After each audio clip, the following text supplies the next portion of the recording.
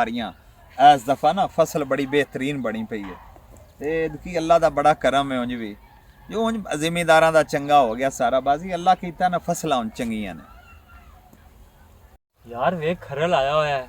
ਤੇ ਮੈਨੂੰ ਸ਼ੱਕ ਪੈਂਦਾ ਰਕਬਾ ਹੁੰਦਾ ਹੈ ਤੇ ਸਵੇਰ ਜੂ ਕਿ ਆਪਣੇ ਵੀ ਡੰਗਰ ਭੁੱਕੇ ਨੇ ਕਿਉਂ ਨਾ ਜਾ ਕੇ ਖਰਲ ਦੇ ਟੀਸੀ ਕਰੀਏ ਚਲੋ ਪੰਪ ਸ਼ਾਪ ਕਰੀ ਜਾ ਕੇ ਪੱਠੇ ਲੈ ਕੇ ਚੱਲਨੇ ਆ यार गाल तेरी से डंगर सवेरे भूखे खड़े हैं चल आ जा ਚੱਲ ਟੋਰ ਯਾਰ ਖਰਲ ਕੋ ਚਲੀਏ ਜਾ ਕੇ ਕੋਈ ਟੀਸੀ ਕਰੀਏ ਖਰਲ ਦੀ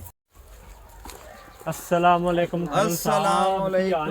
वालेकुम सलाम भाईजान की हाल है और खरल साहब की हाल चाल है वालेकुम सलाम भाईजान की हाल है खैरियत है खरल साहब ਤੁਹਾਨੂੰ ਵੇਖਿਆ ਤੇ ਤੁਹਾਨੂੰ ਮਿਲਣ ਆ ਗਿਆ ਬੜਾ ਦਿਲ ਕੀਤਾ ਤੁਹਾਡੇ ਨਾਲ ਮਿਲਣ ਤੇ अच्छा जी खरल ना सलाम दुआ ले आइए बड़ी मेहरबानी बड़ी शुक्रिया किस्मत ਤੁਹਾਨੂੰ ਮਿਲ ਲਿਆ ਜੀ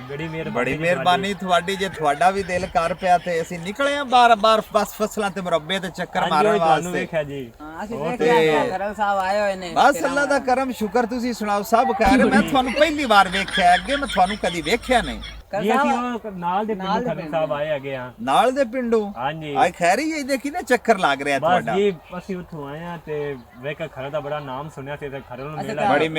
ਬੜੀ ਮਿਹਰਬਾਨੀ ਆਪਣੀ ਮੁਲਾਕਾਤ ਦੀ ਪਹਿਲੀ ਵਾਰ ਹੁੰਦੀ ਤੁਸੀਂ ਮੇਰਾ ਨਾਂ ਕੀ ਦੱਸੋਗੇ ਇਹ ਤੁਹਾਡਾ ਨਾਮ ਬੜਾ ਸਾਡੇ ਪਿੰਡ ਵਜਦਾ ਜੀ ਅੱਛਾ ਜੀ ਹਾਂਜੀ ਵਾਹ ਜੀ ਵਾਹ ਬੜੀ ਗੱਲ ਹੈ ਬੜੀ ਮਿਹਰਬਾਨੀ ਹੋਰ ਸੁਣਾਓ ਬਾਕੀ ਸਭ ਖੈਰ ਖਰੀਅਤ ਤੇ ਘਰ-ਬਾਰ ਸਭ ਖੈਰ ਹੈ ਸ਼ੁਕਰ ਹੈ ਅੱਲਾ ਦਾ ਤੁਸੀਂ ਸੁਣਾਓ ਜੀ ਜੀ ਦੱਸੋ ਕੋਈ ਹੁਕਮ ਹੈ ਤੇ ਦੱਸੋ ਐਡੀ ਕਿਹੜੀ ਗੱਲ ਹੈ ਤੁਸੀਂ ਖੁੱਲੇ ਦਿਲ ਨਾਲ ਸਵੇਰ ਦੇ ਡੰਗਰ ਭੁੱਖੇ ਖਲੋਤੇ ਨੇ ਅੱਛਾ ਅਸੀਂ ਕਿਹਾ ਥੋੜੇ ਪੱਠੇ ਛੁੱਠੇ ਲੈ ਆਈਏ ਤੇ ਮੈਂ ਕੋਈ ਤੁਹਾਡੇ ਡੰਗਰਾਂ ਜੋਗੇ ਪੱਠੇ ਘਰ ਥੋੜੇ ਸੱਟ ਕੇ ਆਉਣੇ ਨੇ ਸਾਰੀਆਂ ਫਸਲਾਂ ਆਪਣੀਆਂ ਤਾਂ ਲੋਕਾਂ ਦੀਆਂ ਨੇ ਅਸੀਂ ਕੋਈ ਕਦੋਂ ਨਾ ਕਰਦੇ ਪਏ ਨਹੀਂ ਪੱਠਿਆਂ ਦੀ ਕਿਹੜੀ ਨਾ